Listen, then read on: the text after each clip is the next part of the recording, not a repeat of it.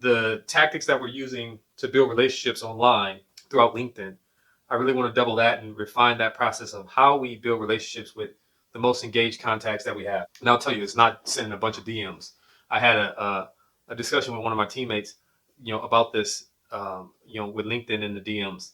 I think right now with sending direct messages, it's a little bit saturated. Can it work? Yeah, it can. Right? Is it? Will somebody else have a different experience? Possibly. But one thing I can tell you, there's a lot of people shooting direct messages to other people on LinkedIn, and it's become to a point where it's annoying. So, how does marketing shift over time? You find out about something new, something cool that's working, and you try it, and then it catches fire. Other people try it, and it becomes this commonly well-known thing that everybody does.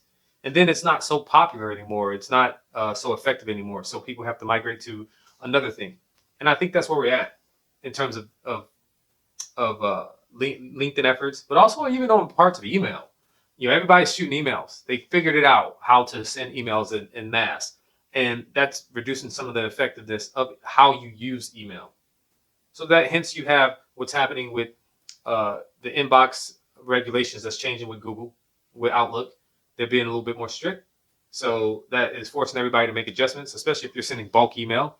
There's adjustments that need to be made there. My point here is, as we're navigating our journey, there's a lot of things out there that people are aware of that works, and you have to really be mindful of what you're trying, what you're aware about out in the world that works, and how saturated that technique or tactic is.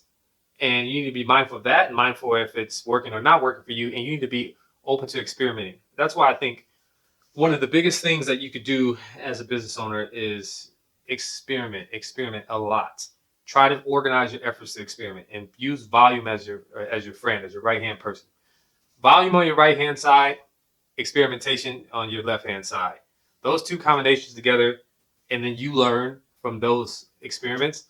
That's how you'll grow. That's how you'll develop. You'll figure out what is not working. There's a lot of things I've tried in the past couple months that I'm learning from. We're learning from that. Some things did work, some things didn't, and it's about us reviewing that, making adjustments, getting more aggressive on the things that do, and keep it pushing forward.